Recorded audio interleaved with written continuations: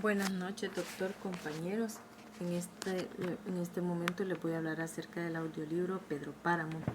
El relato comienza cuando Juan Preciado decide ir en busca de su padre, Pedro Páramo, al pueblo de Comala.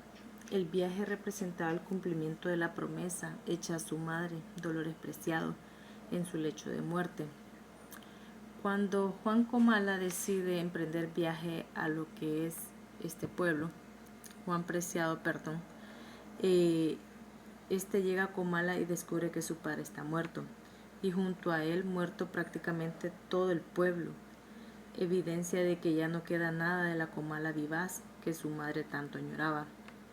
Es recibido por el espíritu de Abundio, quien lo conduce a los espíritus de Dubiges y Diana Cisneros. Por medio de las narraciones de los difuntos, Juan reconstruye la historia de su padre. Es aquí donde la historia nos da un stop, porque nosotros vamos siguiendo un parámetro de lo que es Juan, pero Juan hasta ahí él da un stop. Luego comienzan nuevas narraciones y la historia es donde nos comienza a hablar de Pedro Páramo.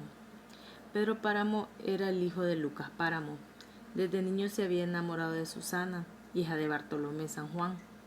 Sin embargo, Susana se casó con Florencio, y cuando éste murió, comenzó a perder la lucidez. Nada de esto le importaba a Pedro, sino tener a Susana, a lo cual se oponía firmemente don Bartolomé.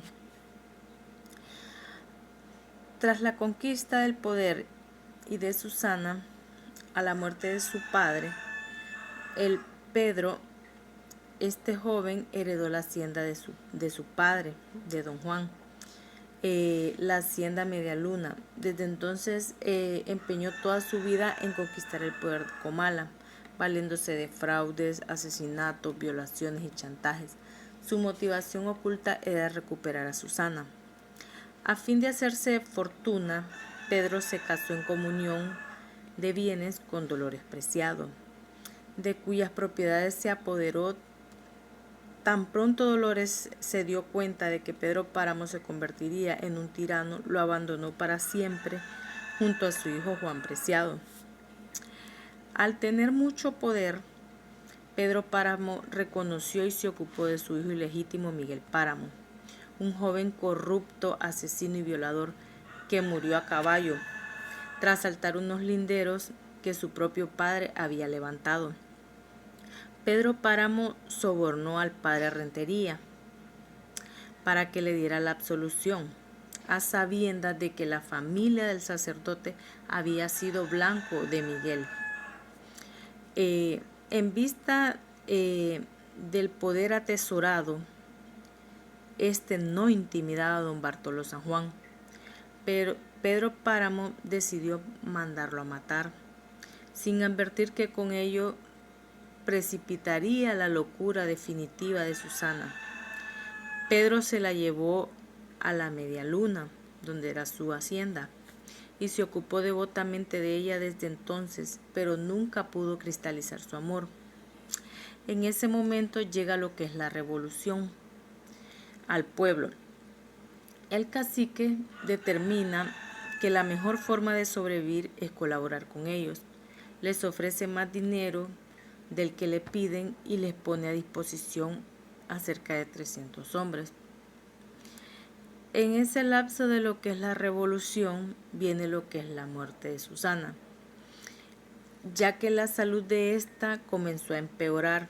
El día de su muerte el pueblo llevaba a cabo una gran fiesta en lugar de guardar luto por la pérdida que afligía al proveedor de todos los bienes, o sea, en este caso Pedro, ¿verdad?, que era quien les proveía todo.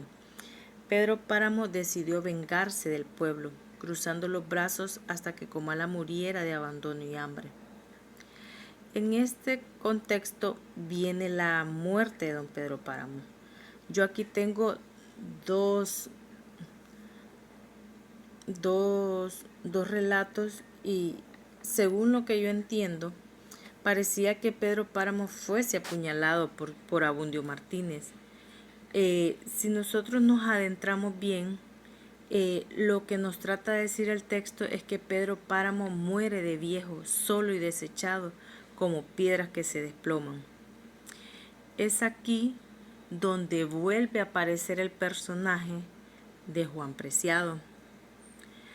Tras la experiencia misteriosa, Juan es hospedado por aún vivos Don y Dorotea, que recordemos que es la pareja de hermanos, ¿verdad?